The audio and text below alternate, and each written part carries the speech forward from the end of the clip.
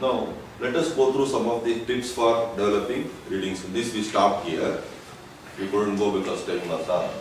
So let me just give you a complete gist of what all you should do and you should not do while reading. Okay? So keep this in mind. Make sure that you don't use this. Okay?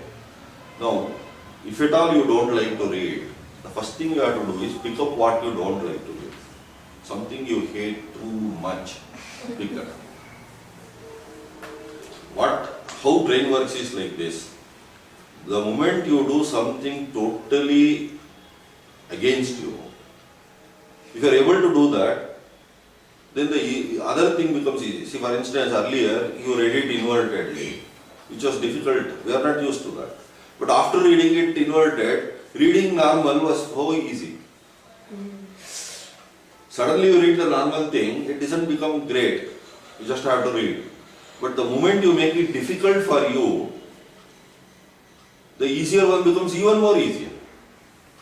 Okay? Strength and So, strength and weaken your weakness. Yes, very good. So, first pick up what you don't like to read. Just go through it.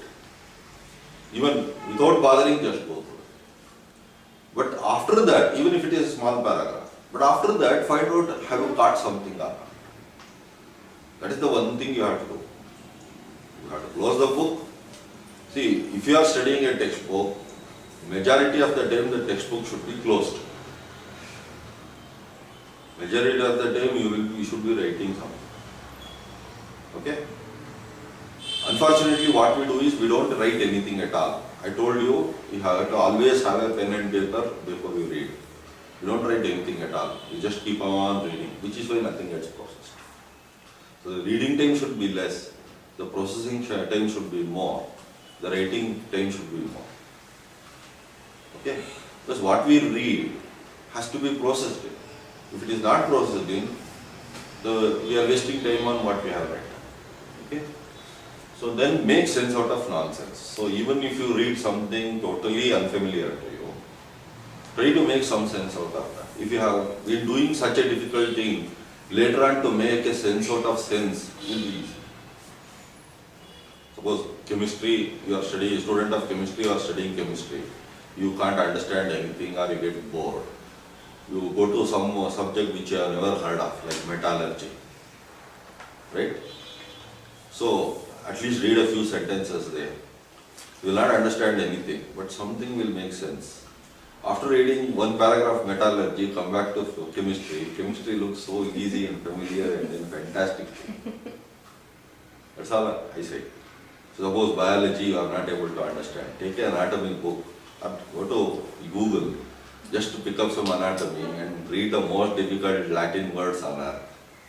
Because even the hand itself will have some 20-23 Latin words. After you go through those Latin words, your biology becomes so easy for you. Yes or no? This technique nobody tells you. They say, hey, anatomy you should not study. Do that only if you go to MBBS. There is no such thing. You can study anything you want in life. And nobody can stop you to get more. They can only stop you to get less. They cannot stop you to get more. You can get any amount. But once you do that, you will at least have an idea as to how to process information. So when you are reading nonsense, automatically the brain makes sense out of nonsense.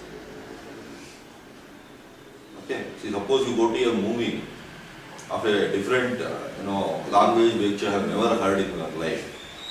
Still you will make some sense. You will come out with a story. Whether you are right or not is a different thing, but you will definitely come out with a story. Because 2.5 hours you have seen it, you cannot come and say I didn't understand anything.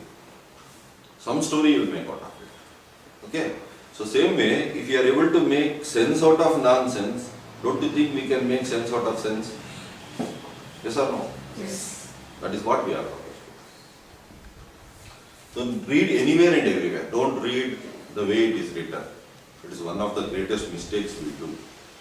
They write it because grammatically it should be like. But our job is not to read that way. Our job is to read anyway. This is what you can practice on a newspaper. So newspaper you don't read right from first letter to the last letter. Does anybody read that? No. No. You just scan through headings. Whichever heading catches interest to you, you just may go through in detail. Otherwise, you may leave. That is exactly the way you have to read a textbook also. Don't bother what you have missed. We will come back to that. In the first instance, don't bother about details. Details will come later on. Because the first foundation has to be set. Without setting the foundation, you put in all the details will not know where to go. So it will just escape. So rather than that, setting the foundation is most important. Okay? On that foundation you are building everything. So to build you can come later on. First you have to make the foundation strong. So first generalities have to be looked on. Then only specific things have to be taken care of. Okay?